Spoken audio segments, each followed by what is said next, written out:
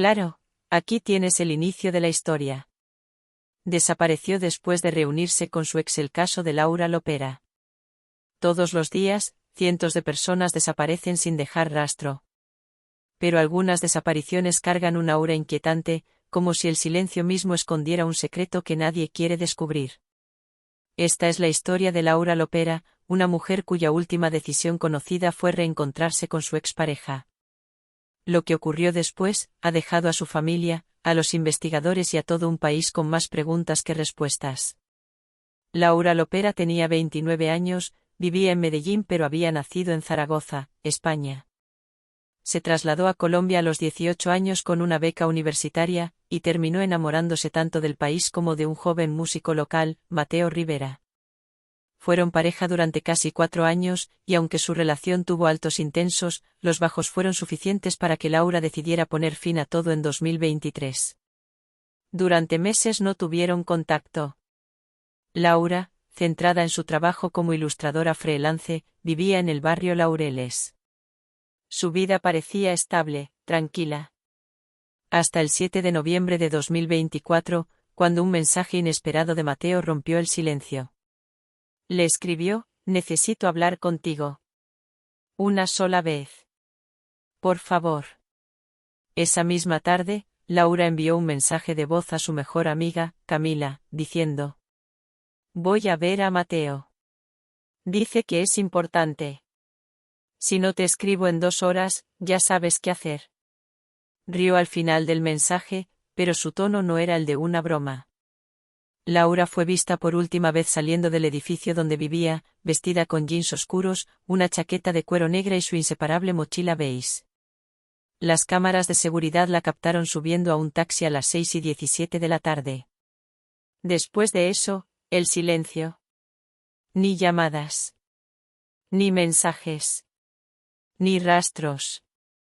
La denuncia se presentó 24 horas después. La policía interrogó a Mateo casi de inmediato. Según su testimonio, Laura nunca llegó. Dijo que la citó en una cafetería en Envigado, pero que esperó más de 1 hora y luego se fue.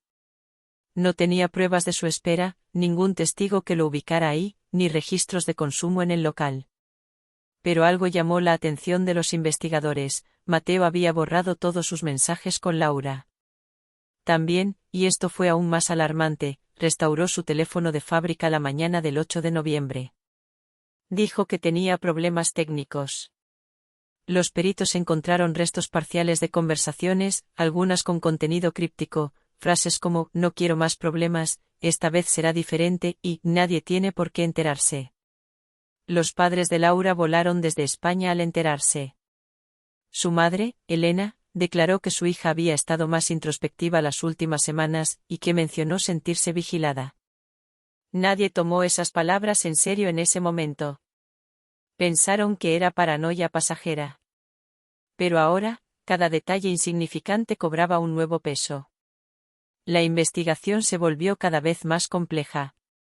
Un conductor de taxi se presentó días después afirmando haber llevado a una mujer que coincidía con la descripción de Laura hasta una zona rural cerca de Caldas, al sur de Medellín. El problema: no había registro de GPS de ese viaje, y el hombre tampoco recordaba detalles precisos del destino. Solo dijo que ella parecía nerviosa y que le pidió que no hablara con nadie de ese viaje. En paralelo, se filtraron imágenes de Mateo entrando a una bodega abandonada en Itagüí 2 noches después de la desaparición. ¿Qué hacía allí? Él dijo que era un lugar donde solía ensayar con su banda. Pero los vecinos afirmaron no haber escuchado música en semanas. Además, en esa misma bodega, los investigadores encontraron un mechón de cabello castaño claro, similar al de Laura, y una libreta con dibujos suyos. Dibujos oscuros. Figuras sin rostro, miradas de sombra, símbolos extraños. La libreta tenía una fecha escrita con tinta roja: 7 de noviembre de 2024. El día que Laura desapareció. Y entonces, cuando parecía que el caso comenzaba a tomar forma, ocurrió algo inesperado. Una llamada anónima al 123 alertó de una mujer caminando desorientada cerca del embalse de Guatapé. Cuando la policía llegó, no encontraron a nadie. Pero sí encontraron una bufanda. La misma que Laura usó en su última publicación de Instagram. El rastro parecía moverse solo, como si alguien estuviera dejando piezas sueltas, empujando la historia a un límite incierto. Camila, la mejor amiga de Laura, decidió comenzar su propia búsqueda. Se sumergió en los archivos digitales de Laura, en sus correos, en su arte. Y fue entonces cuando encontró algo aún más perturbador. Un archivo oculto en su disco duro, titulado «Cosas que no debo decir». El archivo, una grabación de audio de exactamente 7 minutos y 34 segundos, comenzaba con la voz de Laura, temblorosa, como si estuviera grabando a escondidas. Si estás escuchando esto, probablemente algo me pasó. No estoy segura de qué va a ocurrir, pero necesito dejar constancia de lo que sé. Mateo.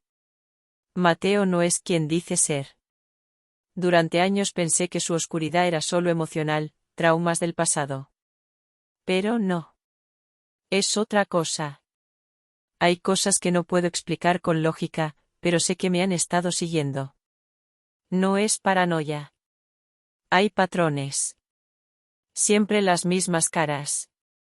Y Mateo, lo sabe. La voz de Laura se interrumpía por momentos. Había ruidos de fondo, pasos, quizá lluvia. Luego, continuaba, aún más baja. Todo empezó con aquel viaje a Santa Fe de Antioquia. Hace 2 años. Él dijo que era un retiro espiritual, pero no era eso. Allí pasó algo, una ceremonia. Había gente extraña. Velas, cánticos en una lengua que no entendía. Y una figura encapuchada que no habló en todo el ritual. Yo creí que era una broma, una puesta en escena. Pero después, Mateo cambió. Empezó a hablar en sueños. A veces, se levantaba en medio de la noche y escribía cosas. Dibujaba símbolos. Uno de ellos se repite en mis sueños desde entonces. Y ahora, lo veo por todas partes. Camila se estremeció al escuchar el audio. Abrió la libreta recuperada por la policía y ahí estaba el símbolo que Laura mencionaba, un círculo cruzado por 3 líneas, como un eclipse en movimiento. Camila, con miedo y una determinación inquebrantable, decidió contactar a alguien que pudiese ayudar a entender qué estaba enfrentando. Buscó a un viejo profesor universitario de Laura, especialista en iconografía precolombina y simbolismo esotérico. El profesor, don Jaime Restrepo, al ver el símbolo, se puso serio. Este no es un símbolo tradicional. Es una mezcla, una especie de sincretismo moderno. Pero lo he visto antes. Lo encontré en documentos confiscados de una secta disuelta en 1998. Se hacían llamar los hijos del velo.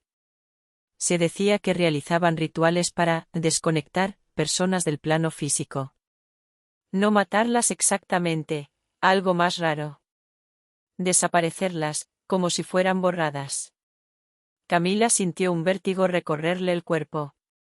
Las piezas comenzaban a encajar de un modo que desafiaba toda lógica. Mateo estaba relacionado con esta secta. ¿Laura había sido víctima de algo más que una simple desaparición? La policía, entretanto, no parecía interesada en teorías esotéricas.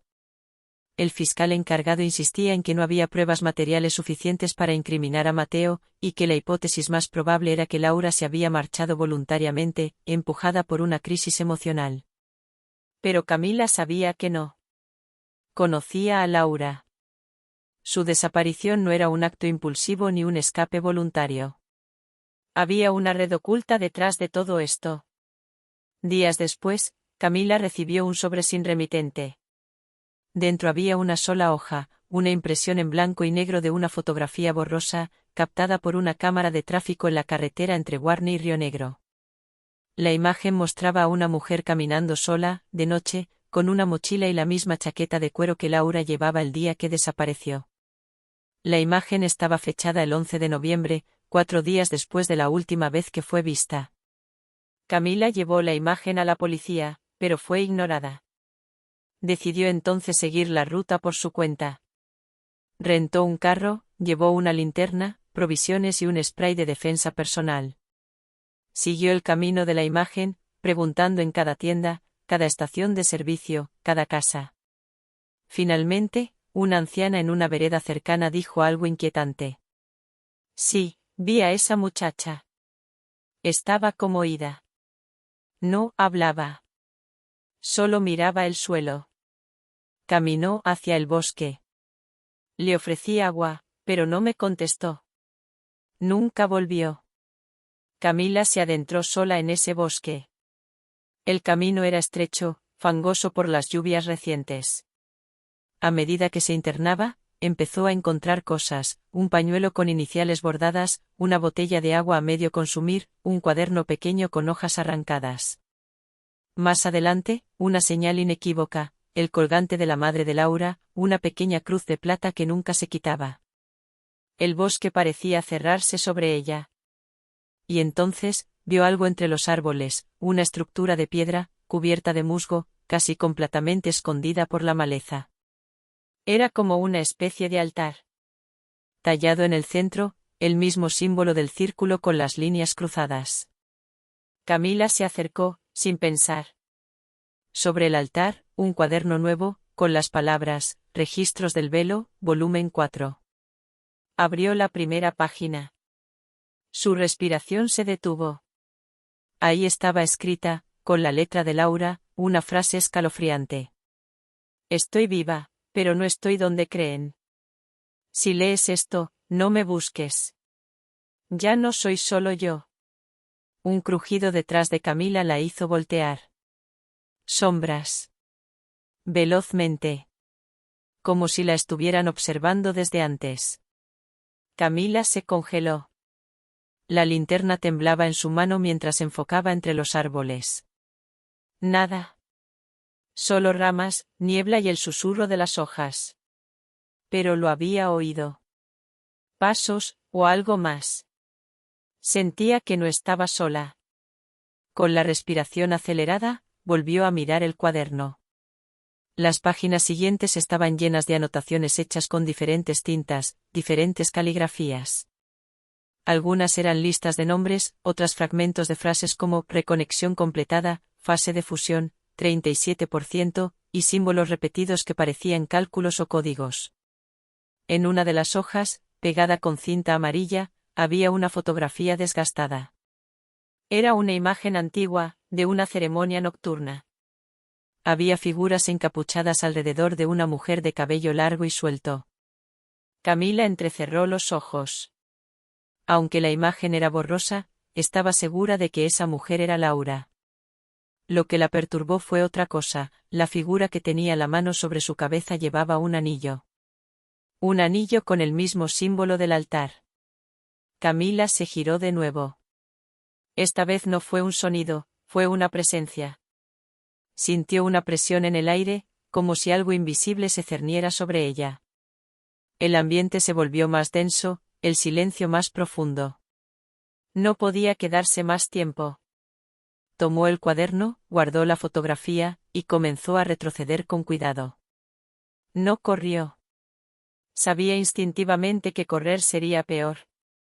Caminó con pasos lentos, midiendo cada sonido, tratando de calmar el temblor en sus piernas. La salida del bosque parecía más lejana de lo que recordaba. Todo se volvía más oscuro, como si el sol hubiera desaparecido de golpe. Y entonces lo vio, a lo lejos, entre los árboles, una figura parada, completamente inmóvil. No era alta ni baja, su silueta apenas distinguible, pero sus ojos brillaban. Un reflejo extraño, inhumano. Camila siguió caminando sin apartar la vista. La figura no se movió. Pero cuando parpadeó, ya no estaba. La linterna falló un instante, parpadeando. Cuando volvió a iluminar, la figura estaba más cerca. Ahora podía ver parte de su rostro. O lo que parecía un rostro, pálido, como cera, con líneas que parecían trazadas, no naturales. Como si hubiese sido moldeado. El pánico finalmente la alcanzó. Corrió. No supo cuánto tiempo. Solo que sus pulmones ardían y su garganta se llenaba de un sabor metálico.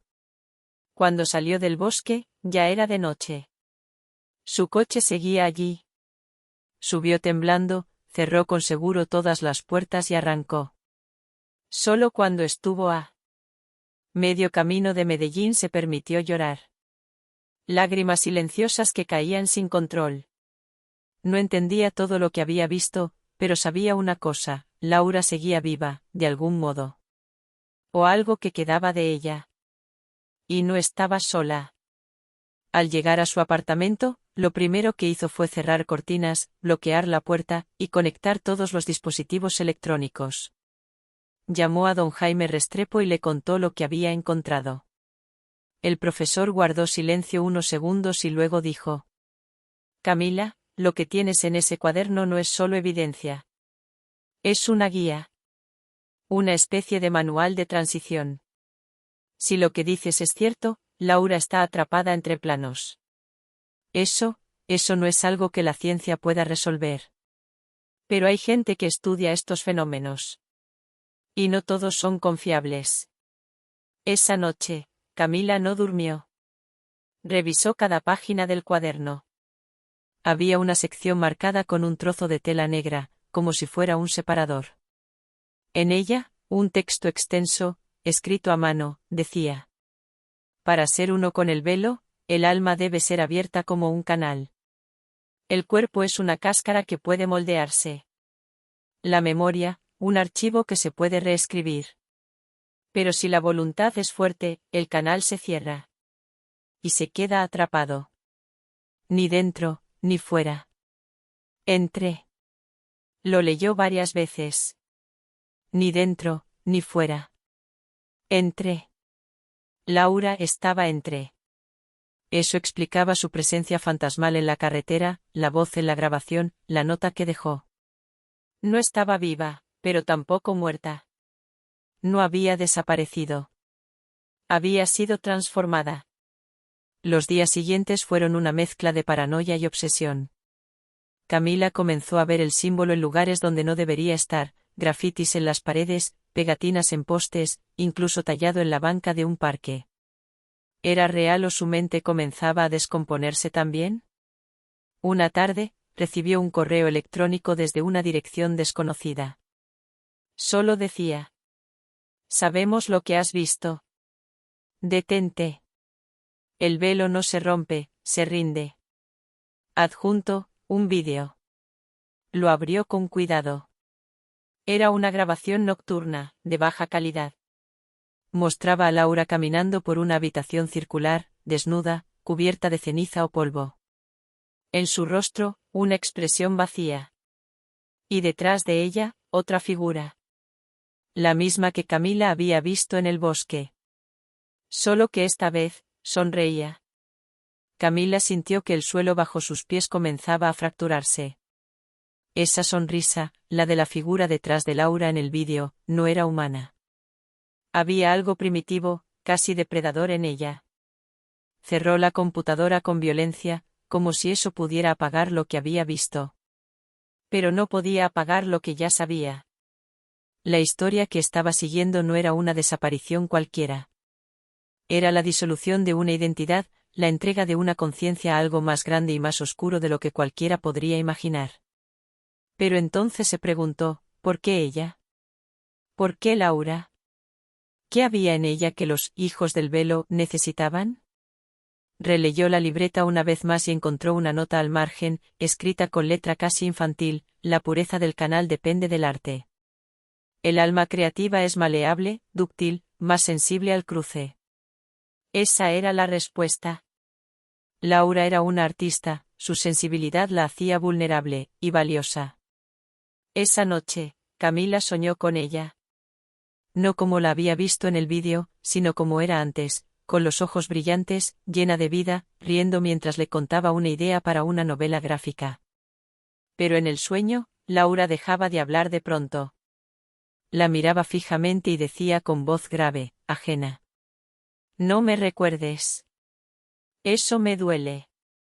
Al despertar, Camila tomó una decisión. No huiría. No borraría los archivos, no escaparía al anonimato. Si Laura estaba atrapada, tenía que sacarla. O al menos, Tenía que dejar un registro. Algo que impidiera que su historia se convirtiera en otro caso cerrado sin respuestas.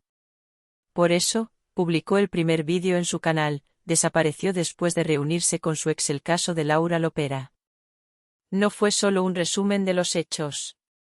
Fue una invitación a mirar más allá de lo que la superficie ofrecía. Y la reacción fue explosiva. Miles de personas comenzaron a comentar, a aportar datos, a señalar detalles que ella no había notado. Una mujer en Cali decía haber visto a alguien idéntica a Laura en una estación de bus. Un joven en Bucaramanga juraba haber recibido un dibujo firmado con sus iniciales, dejado en una cafetería. Las pistas se multiplicaban. El caso había dejado de ser una historia privada. Se estaba convirtiendo en un fenómeno colectivo. Y eso fue lo que cambió todo. Un investigador independiente, que se hacía llamar Sombra Interna, contactó a Camila y le ofreció acceso a una base de datos oculta, recopilaciones de rituales, desapariciones similares en todo el continente, códigos antiguos que coincidían con los símbolos del cuaderno. Todo apuntaba a que El Velo no era un grupo marginal. Era una red transnacional con raíces en tradiciones milenarias, usando el arte como vehículo y a las personas como portales. Uno de los documentos filtrados hablaba de una ceremonia final, la llamada convergencia. Según el texto, en ese evento se sellaba el destino del canal, o era absorbido definitivamente, o se liberaba con un costo devastador. La próxima convergencia, decía, estaba programada para el 7 de enero, en una locación aún desconocida. Tenían menos de un mes. Camila no sabía si podría evitarlo, pero si sabía algo, tenía que intentarlo. En los vídeos siguientes compartió todo. El cuaderno, el vídeo perturbador, la nota manuscrita. Lo expuso todo al mundo, sin reservas.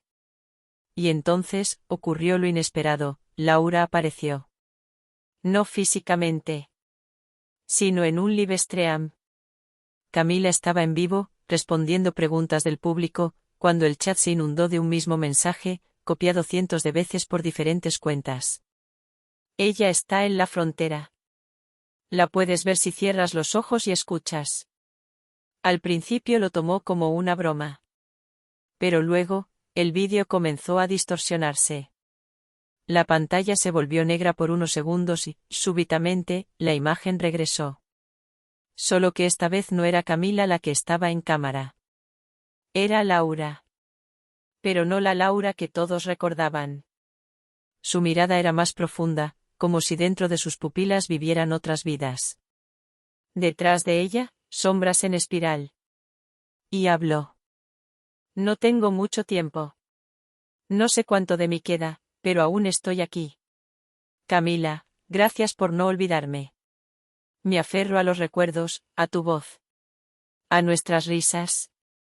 Ellos intentan borrarme, fragmentarme. Pero hay grietas en su mundo. Tú las abriste. El arte, el amor, la memoria, eso los debilita. Sigue contando mi historia. Sigue mirando donde nadie quiere mirar. Y la imagen desapareció. El vídeo fue descargado por miles de usuarios antes de que la plataforma lo eliminara sin explicación. Algunos decían que era un montaje. Otros, que Camila había sido víctima de un ataque. Pero aquellos que habían seguido el caso desde el principio sabían que no era ficción. Algo muy real se estaba moviendo bajo la superficie. Camila, tras ese momento, no volvió a publicar durante semanas. Pero no se detuvo. Comenzó a recibir mensajes cifrados, cartas anónimas, obras de arte firmadas con una simple L. Todo indicaba que Laura, de alguna manera, estaba liberándose poco a poco. O dejando un legado. Finalmente, Camila publicó un último vídeo. Su rostro estaba en sombras. Su voz, pausada. Si están viendo esto, es porque eligieron ver más allá. Laura no desapareció. Fue arrastrada a un lugar donde la identidad se diluye. Pero su voz aún resuena. Y si escuchan con atención, también la oirán. Porque hay cosas que no pueden ser borradas. Y hay almas que, incluso entre las sombras, encuentran la forma de brillar. Y con esa frase, la pantalla se apagó. Pero en la oscuridad, un último destello apareció. El símbolo del velo. Roto. Como si alguien, desde dentro, hubiera comenzado a abrir la puerta.